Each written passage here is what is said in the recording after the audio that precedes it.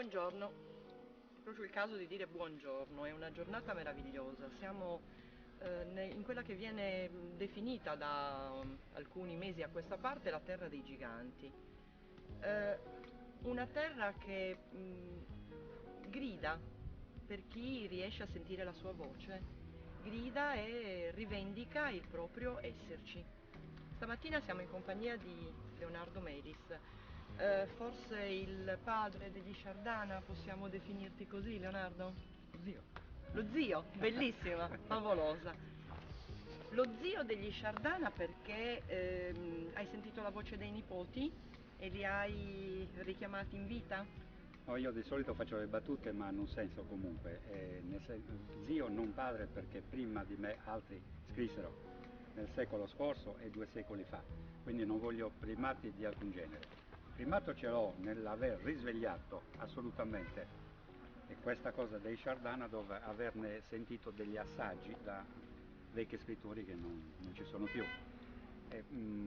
Parlo del Cartarraspi ad esempio, ma lo stesso Bruno Vacca che ne accenna, ma a fare la storia dei popoli del mare, perché non parlo solo dei Sciardana, chiaramente Sciardana in primo piano perché sardi Sono quelli che ci toccano più no, da hanno il vicino. nostro nome, è Esatto. inutile che uno voglia dire non sono sardi, perché il nome è quello, sardi, sarda, sardana, sardana che ha la na e la n, anzi la a non c'era, aggettivante, quelli di sarda, quindi sardi.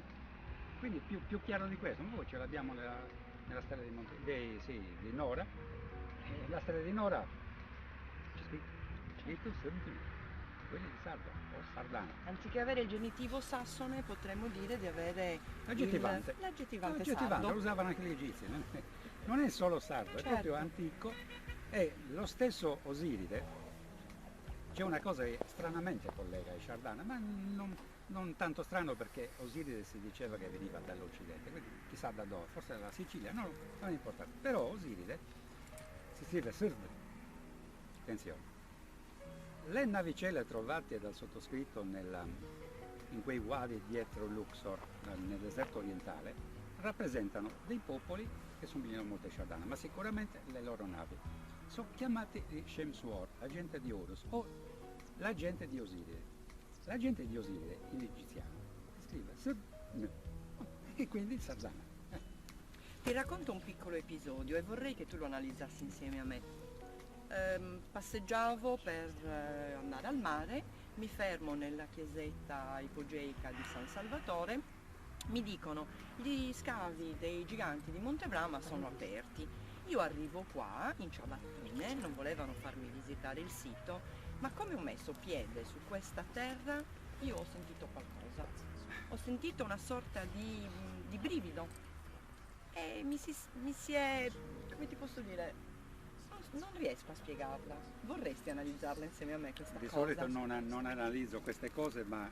Però ti prego di farlo. No, ma è un discorso semplicissimo. Tu sapevi, grazie anche a Leonardo Mele, se vogliamo, che qui erano. Quindi questa emozione è come quando tu vai allo stadio e c'è un cantante. Se lo senti in un disco, lo ascolti, ti piace. Se sei allo stadio in mezzo in una situazione particolare, ti vedi la piluzza, cioè, i brividi. Ma quanto pensi che effettivamente questa pilurza noi riusciamo, attraverso la conoscenza, attraverso la divulgazione, attraverso il semplice parlare di questi luoghi, possiamo riuscire a trasmetterla altrove e far diventare cultura quello che fino ad oggi è semplicemente una sensazione, una pilurza?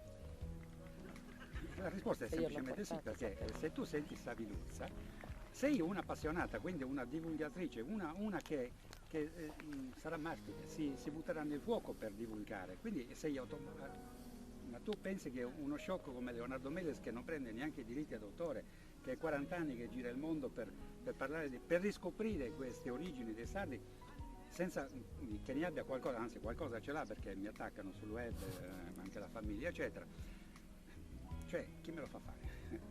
Occhio che le zanzare sono giganti anche loro, sì. Sono giganti. Quindi è una cosa che uno lo fa perché ha la piluzza. Mi racconti la tua visione dei giganti? Tanto dico che non sono giganti, l'ho detto poc'anzi anche davanti alle persone che sono laggiù. È un termine che gli hanno affibbiato gli archeologi, io li chiamerei ignoranti, ma è una brutta parola e quindi non la uso. Non avevano di che usare e li hanno chiamati giganti, perché sai, giganti vuol dire tutto, non vuol dire niente. Sono nella Bibbia, ma neanche la Bibbia dice che i giganti in effetti sono giganti. Ne parliamo un'altra volta. Io li chiamo statue, anzi li chiamo statue Shardana, tanto per essere precisi. Ma non è una mia idea balzana, non è un'ipotesi, una teoria. È che se andiamo a vedere queste statue, che sono numerose, però hanno tre tipi diciamo di statua, chiamiamola così. Iconografie, Iconografia, sì, così. perfetto, Okay. iconografia. E uno in particolare, se lo guardi, se non erro, è lo spadiere, ma anche il pugilatore. Ah, il gonelli che è uguale a quello dei Shardana rappresentati a Medinet Habu, quelli che io ho trovato e che ho riportato col loro nome, perché gli egiziani non è che li chiamano per dire filistei piuttosto che fenici, no? Gli egiziani Shardana li chiamano, sono Shardana. Quindi quelle statue sono fatte sul modello dei soldati di Medinet Habu, che sono i Shardana, la guardia del faraone, i mercenari al servizio del faraone egizio, a contratto chiaramente, non segui, e che magari poi lui si ritrovava anche contro perché erano dei professionisti, ma venivano dalla Sardinia, che ha il loro nome, Sardana, Sardinia. Non ci vuole un... E la Pilurza ritorna. E torna alla Piluzza, così. Questa cosa della Pilurza secondo me dovremmo brevettarcela, cioè far sentire la Pilurza a chiunque avesse a che fare con quella che è la storia del popolo sardo, dai primordi del tempo ad oggi. Io non mi occupo dei primordi del tempo, tant'è vero che non mi occupo neanche dei nuragici, e io infatti non giudico nuragici questo, ma non perché non voglia studiare la cultura nuragica, che non abbiamo, perché dei nuraghi non so niente, dei nuragici anche, non dei nuragici non so niente, come non so niente di Atlantide, come degli Eti, eccetera, ma non li escludo.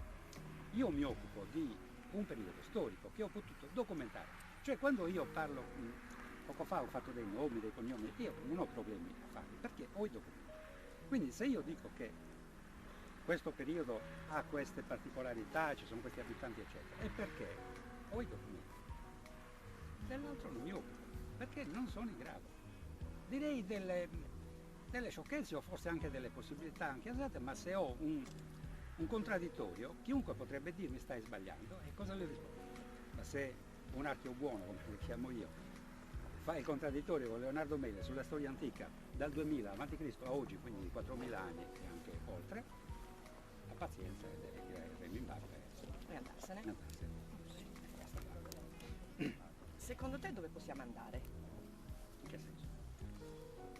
Dove ci può portare la terra dei giganti? Degli Shardana? O delle statue? Ma io, O Monte Brama, dove ci può portare? Monte Brama, io sono venuto qui poco più di un anno fa con la mia associazione, non perché dovessi vedere io, no, ho detto vi faccio vedere delle cose, chiaramente era aperto, non era ancora chiuso perché l'hanno chiuso da un anno. Ho detto vedete qui c'è anche un avanzo di statua, un pezzo di statua che probabilmente è uno di quelli che hanno scoperto in questa fase di scavi. E ho detto guardate qui c'è quello che io scrivo nei libri, avete l'onore di vedere, però che onore. Qui c'è un campo arato, quello che c'era se lo sono portati via, almeno quello visibile, che poi l'Università di Bologna o di dove mi dice che ci sono almeno altri 80 reperti. Scavate, cosa aspettate? Cioè oggi siamo ancora qui con un sito aperto, è rimasto aperto 40 anni, ma non è rimasto aperto per chissà quale motivo, per usufruire chi voleva, perché qui non ci veniva nessuno. È rimasto aperto perché apparteneva, posso dirlo, alla confraternita dell'arte di diocesi, non che fosse colpa loro, però quando la sovrintendenza, su richiesta degli amici che ho citato prima di Oristano, quindi Terpiazzoli eccetera, a dichiarare il sito zona archeologica, la sovrintendenza ha cercato di farlo, ma la confraternita ha detto no. E questa è una cosa anomala, perché se lo faccio io mi mandano in galera. Quindi perché la confraternita può impedire alla sovrintendenza di chiudere questo sito che avrebbe veramente preservato da rapine e da... Quindi 40 anni aperto, adesso fanno un sacco di storie con questi ragazzi che hanno dormito qui e che magari controllano la forestale eccetera, per che cosa? Cioè, voglio dire, hai chiuso la stalla quando in voi erano già scappati. Dicono che questo sito potrebbe riscrivere la storia, secondo te? Io la storia l'ho già riscritta mettendoci in mezzo anche questo sito. Non c'era bisogno di questo sito per scriverla, anche se comunque sia i nostri ufficiali, chiamiamoli così, continuano a dire che le statue sono del VII secolo. Ora, persino gli amici spagnoli, il mese scorso, hanno fatto un programma ricostruendo le statue nello studio, Canale 4 si chiama, è un programma tipo quello di Rai 2 che fa Giacobbo. Sì. Solo che Giacobbo racconta di Ringo Starr che è morto e di Presley che è vivo, quelle bischeraggini o meno, però una volta parlava di queste cose. E in Spagna sono rimasti ancora alla storia, quindi c'era uno scienziato in sala, hanno fatto vedere queste statue bellissime, il presentatore ha detto queste vengono dalla Sardegna eccetera, e hanno praticamente detto, Scusami. sì, descrivendole, le parole del presentatore testuali, los gigantes Shardana, attenzione, non filistei osiriani o chissà che cosa felice c'è, los gigantes Shardana del terzo siglo. Ora, la datazione è quella che riporto io nei miei libri, XIII secolo. Qui invece continuiamo a dire che sono del VII con una ragione, perché tutto quello che c'è in Sardegna deve rientrare entro un paletto che hanno fissato, che è l'VIII secolo, con l'arrivo dei loro fenici che non esistono, sono un'invenzione dei greci, quindi tutto quello che c'è in Sardegna, comprese queste statue, devono essere fenice, magari altro dalla Sardegna. ma non assolutamente sardo. Cioè loro dicono anche, lo dicono anche alla stampa, eccetera, sono fenici, eseguite da scultori siriani o fenici, maghini punti.